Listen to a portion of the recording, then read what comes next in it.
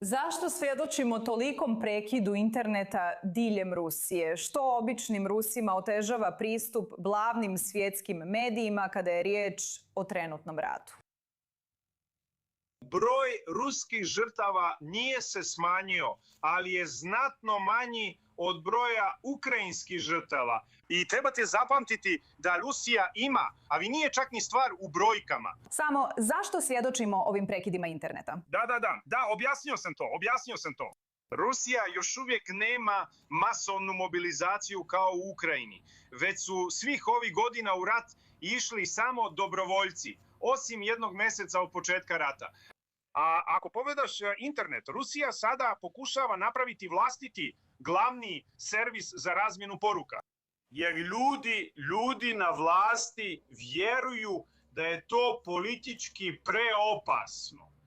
Ako su glavne aplikacije za dopisivanje pod kontrolom zapadnih zemalja, koje zapravo sudjeluju u hibridnom ratu i posredničkom ratu protiv Rusije, zato se to događa. Ali većina Rusa naravno ima tendenciju koristiti druge aplikacije za dopisivanje.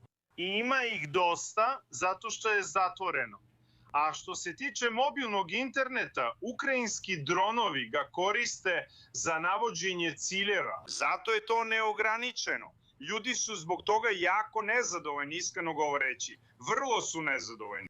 Ali ipak prihvaćaju da je to stvarnost. I ovo će usput rečeno biti stvarnost i u evropskim zemljama za nekoliko godina. Katerina, jesi li htjela odgovoriti na ono što smo upravo čuli da Sergej kaže? Mislim, stvarno, vjerojatno postoji samo jedna stvar koju mogu reći.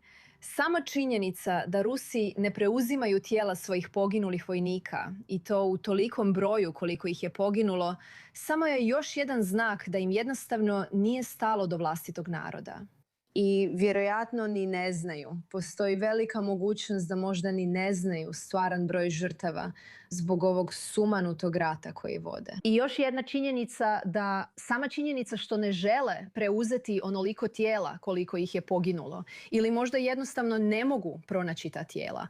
Zapravo je to vrlo tužna slika situacije koju trenutno vidimo u Rusiji. I želim ti dati prostora da odgovoriš, Sergej, izvoli. Ona laže. Ona jednostavno laže. Mislim da svi razumiju da ona jednostavno laže.